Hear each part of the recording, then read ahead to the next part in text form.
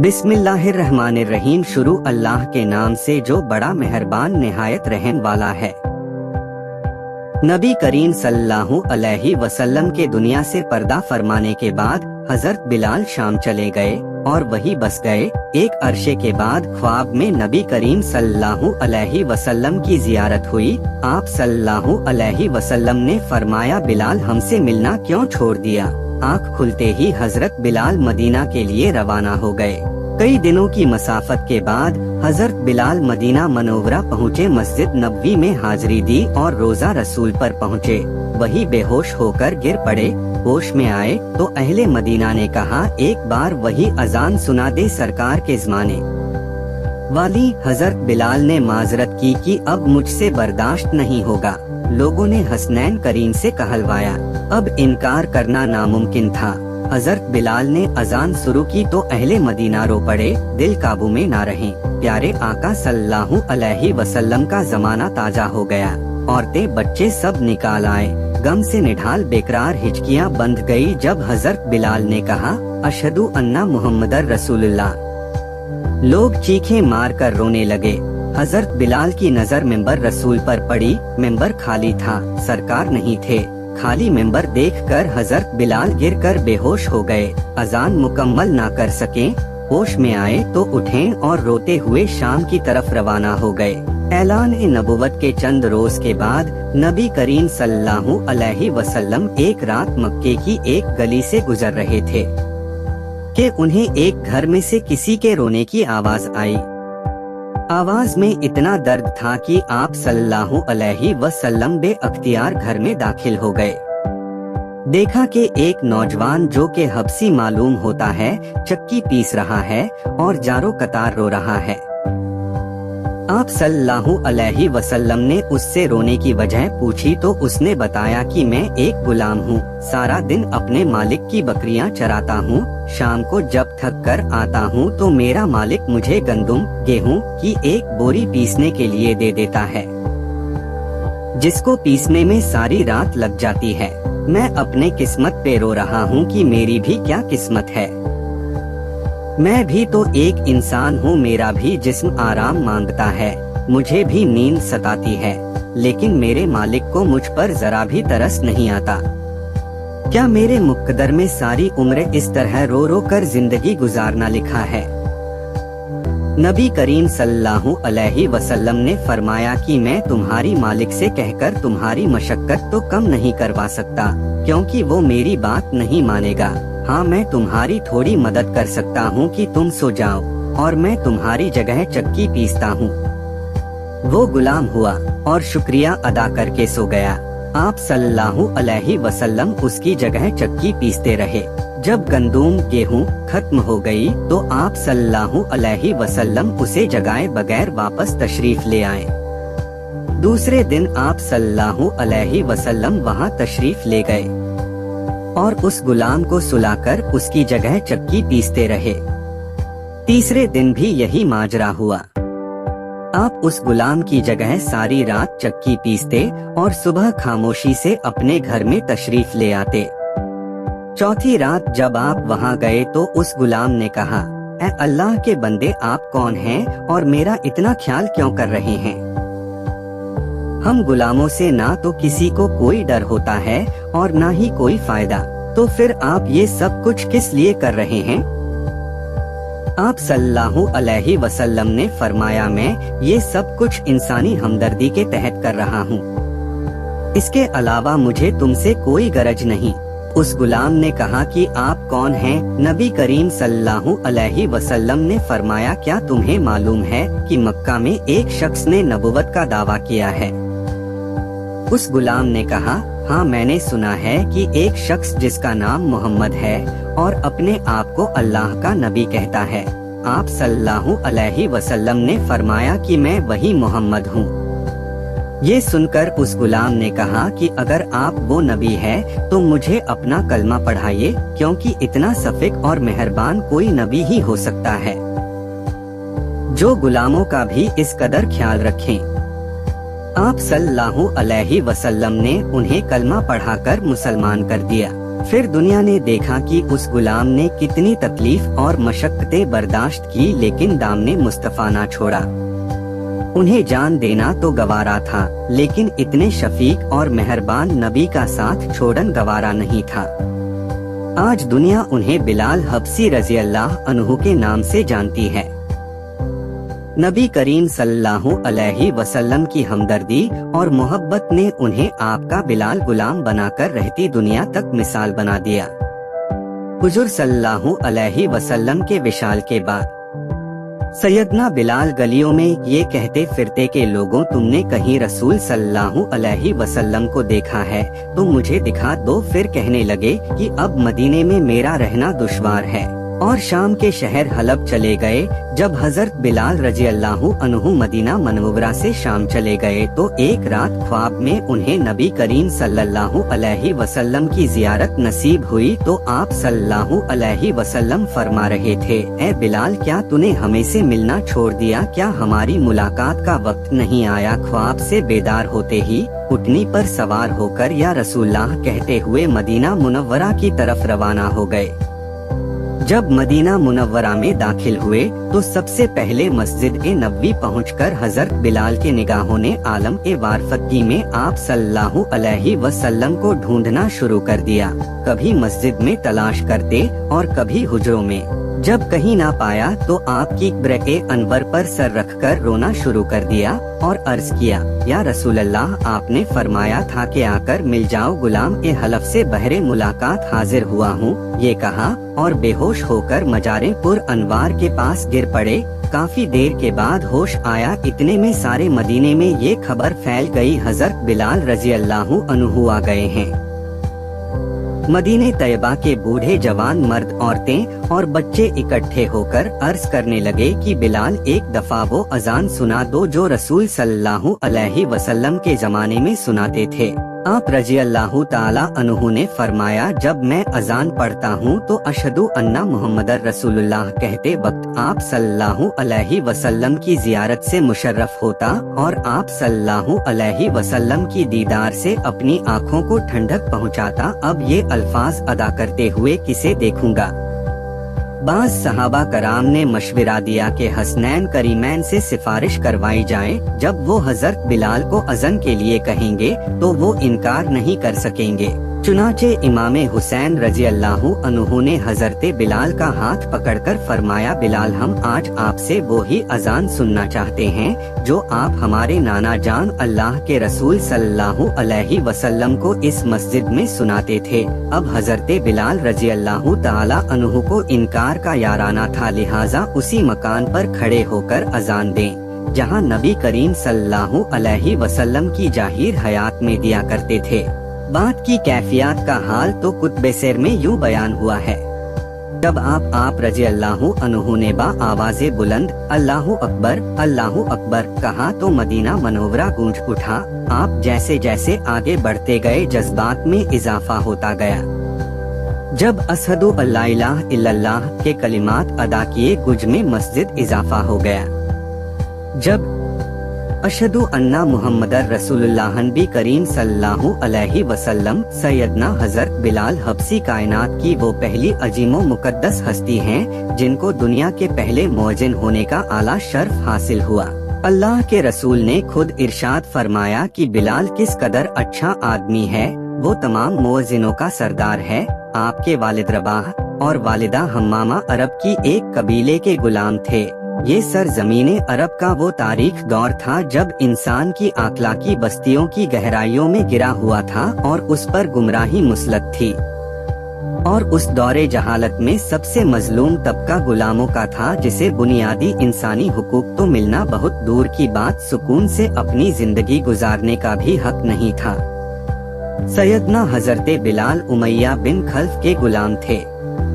वो अपने आका की बकरियां चराने पहाड़ों पर जाया करते थे और एक दिन आपका गुजरगारे हेरा की तरफ से हुआ, जहां रसूले करीम सल्लल्लाहु अलैहि वसल्लम अपने यारेगार सैयदना हजरत अब्बू बकर सिद्दीक के साथ तशरीफ फरमा थे। अल्लाह के रसूल गयबदा ने उस हबसी नौजवान को देखा तो अपने पास बुलाकर फरमाया, मैं अल्लाह का रसूल हूँ, तुम्हारी इस्लाम के मुतालिक क्या राय है? सैयदना हजरत बिलाल हबसी तो रसूल करीम के ज़ात से पहले ही मुत्तासिर हो चुके थे। फिर आका ए कोनैन का दिलकश अंदाज ए गुफ्तगू तो हजरत बिलाल के मुंह से निकला, मैं आपके दिन को अच्छा पाता हूँ। ये कहकर हजरत बिलाल वापस लौट गए, मगर उनका दिल वही हुजूर की तरफ रह गया। दूसरे दिन फिर बकरियों को वही लेकर पहुँचे। नबी ए करीम सल्लल्लाहु अलैहि वसल्लम की और ज्यादा बातें सुनी तो दिल और भी बेकरार हो गया। जो सच्चाई आपके कल पर इस्लाम की सूरत में पहले ही वदियत कर दी थी, वो दीने इस्लाम की सूरत में सामने आ गई और आपने इस्लाम की पुकार पर लबैक कहते हुए कलमा शहादत पढ़ा, हुजूर की गुलामी की सनद हासिल फरमाई। आप मुरीद होकर इस्लाम की दौलत से मालामाल हो गए। उस वक्त सैयदना हजरत बिलाल की उम्र मुबारक 28 बरस थी। आप उन पहले 7 खुशनसीबों में से हैं जिनके लिए इस्लाम ने अपने दरवाजे खोल दिए। ये इस्लाम का अव्वलिन दौर था। हुजूर पाक अल्लाह के हुक्म से फिलहाल राजदारी से इस्लाम की तबलीग फरमा रहे थे, लेकिन इस्लाम का मुनफरिद और पाकीज़ा रंग ज्यादा अरसे तक कुफ्फारे मक्का से पोशीदा न रह सका। उन्होंने जल्द ही महसूस कर लिया कि उनके बाज़ साथियों, खास तौर पर गुलाम और ख्वातीन में तब्दीली आ गई है। उमैया बिन खल्फ को जल्दी ये खबर मिल गई थी कि उसका गुलाम बिलाल नबी ए करीम सल्लल्लाहु अलैहि वसल्लम का गुलाम बन गया है और उसका शुमार आपके साथियों में होता है। इस जुर्म की बादाश में उमैया ने सैयदना हजरत बिलाल हबसी पर जुल्म व सितम के पहाड़ गिराना शुरू कर दिए। हालांकि ये जमीन अपनी गर्मी की वजह से बहुत मशहूर थी, जो धूप में तांबे की तरह गर्म हो जाती थी। उमैया हजरत बिलाल को तांबे की जमीन पर लेटाती और आपके सीने पर भारी पत्थर रखकर आपको दहकते हुए अंगारों पर लेटा देता। आपके बदन की चर्बी पिघल पिघल कर अंगारे बुझा दिया करती थी, मगर आपके जुबाने मुबारक से आहत के सिवा कुछ न निकलता था। तो उमैया आपको कहता, अभी भी तुम मोहम्मद के खुदा से बाज आ जा।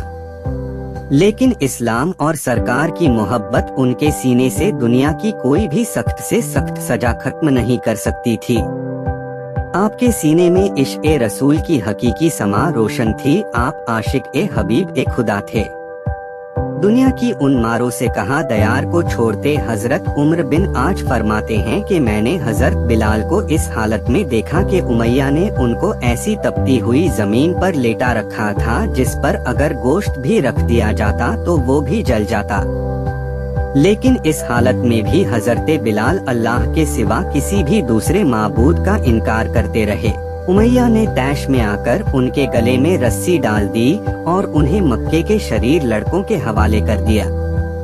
वो बदबख्त लड़के आपको मक्के की वादी में घसीटते फिरते थे और तपती हुई अंगारा रेत पर औंधे मुंह डाल देते थे और आप पर पत्थरों का ढेर लगा देते थे। लेकिन आशिक ए रसूल ने इस्लाम और सरकार का दामन फिर भी छोड़ना गवारा नहीं किया। आप पर से इंतहा जुल्मो सितम का ये सिलसिला काफी अरसे जारी रहा। यार ए गार ए रसूल सैयदना हजरत सिद्दीक अकबर उस आशिक ए शादीक पर इतना जुल्म होते हुए देख रहे थे। एक दिन उनसे रहा न गया तो वो उमैया के पास गए और उससे कहा कि इस बेगुनाह और बेकस गुलाम पर इतना जुल्म सितम मत करो। अगर वो एक खुदा की इबादत करता है तो इसमें तुम्हारा क्या नुकसान है, और अगर तुम इसके साथ एहसान करोगे तो वो एहसान आखिरत में तुम्हारे काम आएगा। उमैया ने हकारत से कहा, मैं तुम्हारे ख्याली यौमे आखिरत का कायल ही नहीं, जो मेरे जी में आएगा मैं वही दूंगी। सैयदना सिद्दीक अकबर ने उसको फिर तहमूल से समझाया कि तुम ताकतवर हो, उस मजबूर गुलाम पर जुल्म करना तुम्हारे शायाने शान नहीं। तुम अरबों की कौमे रिवायत को धब्बा मत लगाओ। उमैया ने कहा, तुम इस काले गुलाम की अगर इतने ही हमदर्द हो तो उसको खरीद क्यों नहीं लेते। सैयदना सिद्दीक अकबर राजी हो गए और आपको आजाद करा दिया। सरकार ए दो आलम सल्लल्लाहु अलैहि वसल्लम को सैयदना हजरत बिलाल के आजाद होने की जब खबर मिली तो आप बेहद खुश हुए और हजरत अबू बकर से फरमाया, کہ مجھے بھی اس میں شریک کر لو، تو یار ایگار نے عرض کیا یا رسول اللہ میں تو بلال کو آزاد کر چکا ہوں۔ سیدنا حضرت بلال حبشی اب آزاد تھے اور اپنا زیادہ وقت اپنے کریم آقا کی بارگاہ اقدس میں گزارتے تھے، ان سے قرآن مجید کی تعلیم حاصل کرتے، حکمت دانائی کی باتیں سیکھتے اور دین حق کو زیادہ سے زیادہ پھیلانے کی کوشش کرتے۔ جب ہجرت کا حکم آیا تو حضرت بلال نے بھی ہجرت کی اور مکے سے مدینہ منورہ جا پہنچے۔ رسول کریم صلی اللہ علیہ وسلم نے مہاجرین و انصار کا مواخات کرایا تو سیدنا حضرت بلال حبشی کو حضرت ابو روحیہ کا بھائی بنایا گیا، جن سے آپ کو بے حد محبت تھی۔ پھر جب مدینہ منورہ میں اسلامی حکومت کی داغ بیل ڈالی گئی تو 1 سال کے بعد یہ سوال اٹھا کہ لوگوں کو نماز کے لیے بلانے کے لیے کون سا انداز اپنایا جائے، تو لوگوں نے مشورہ دیا کہ ہر نماز کے بعد پرچم بلند کر دیا جائے۔ کچھ نے کہا نہ کچھ بجایا جائے، کچھ لوگوں کی تجویز تھی کہ آگ نماز کے وقت جلائی جائے جسے لوگ دیکھ کر نماز کی طرف آ جائیں گے، اور کچھ لوگوں نے یہ بھی کہا کہ ایک آدمی لوگوں کے گھروں میں جا کر ان کو نماز کے لیے بلایا کریں، اس طرح لوگ نماز کے لیے آ جائیں گے۔ لیکن اللہ کے رسول نے سب طریقوں کو ناپسند فرمایا۔ ابھی یہ بحث جاری تھی کہ حضرت عبداللہ بن زید رضی اللہ تعالی عنہ حضور پاک کی خدمت اقدس میں حاضر ہوئے اور عرض کیا کہ مجھے خواب میں ایک شخص نے اذان کے الفاظ سکھائے ہیں، یہ کہہ کر انہوں نے وہ کلمات دہرائے۔ حضور پاک نے وحی الہی کے ذریعے ان کلمات کو پسند فرمایا۔ سیدنا فاروق اعظم نے بھی اسی قسم کا خواب دیکھا تھا، انہوں نے بھی خواب بیان کر دیا۔ سرکار کونین نے سیدنا حضرت بلال کو حکم فرمایا کہ اذان دو، پھر آپ نے ان کو اذان کے کلمات سکھائیں اور ان کو ہدایت فرمائی کہ دونوں کانوں میں انگلی دے کر اذان دو تاکہ تمہاری آواز بلند ہو اور دور تک پہنچے۔ چنانچہ مدینے کی فضاؤں میں نغم توحید بلند ہوا اور سیدنا حضرت بلال حبشی رضی اللہ عنہ کو دنیا اسلام کے پہلے مؤذن رسول ہونے کا عظیم اعزاز ملا۔ جب مسجد نبی کی تعمیر ہوئی تو ایک سرے پر ایک چبوترا بنا کر اس پر چھت ڈال دی گئی۔ اس جگہ رسول پرنور کے علاوہ وہ صحابی رہنے لگے جو ہم وقت حضور پاک کی خدمت اقدس میں رہتے تھے اور علم حاصل کرتے۔ ان مقدس اصحاب کو اصحاب شفا کہا جاتا ہے، عربی میں شفا چبوترے کو کہتے ہیں، اور سیدنا حضرت بلال حبشی بھی اصحاب شفا میں سے تھے۔ سرکار دو عالم کے وصال مبارک کے بعد آپ شام کی جنگوں میں شرکت کے لیے چلے گئے۔ بیت المقدس کی فتح میں بھی آپ شریک تھے۔ 16 ہجری میں جب حضرت عمر شام گئے تو حضرت بلال نے جابیہ میں ان کا استقبال کیا۔ قبلہ اول پر توحید کا پرچم لہرانے کی خوشی میں آپ نے وہاں اذان دی۔ بعد میں آپ مدینہ منورہ روانہ ہو گئے تو لوگوں کے اصرار پر شہزاد گانے رسول کے حکم پر جب آپ نے مدینہ منورہ میں اذان دی تو عورتیں گھروں سے باہر نکل آئیں، ہر طرف کوہرام مچ گیا۔ آپ محبت رسول میں بے ہوش ہو کر گر گئے اور بعد میں مدینہ منورہ چھوڑ گئے اور واپس شام چلے گئے۔ 20 ہجری میں آپ کا وصال ہوا اور آپ کو دمشق میں باب الصغیر کے قریب دفن کیا گیا۔ جب آپ کی وصال کی خبر فاروق اعظم کو ملی تو آپ روتے روتے نڈھال ہو گئے۔ آپ روتے جاتے تھے اور کہتے جاتے تھے، ہمارا سردار بلال بھی ہمیں جدائی کا داغ دے گیا۔ آپ وہ عاشق رسول تھے، جب یار کو دیکھا تو سب برداشت کر لیا مگر دامن مصطفیٰ نہ چھوڑا۔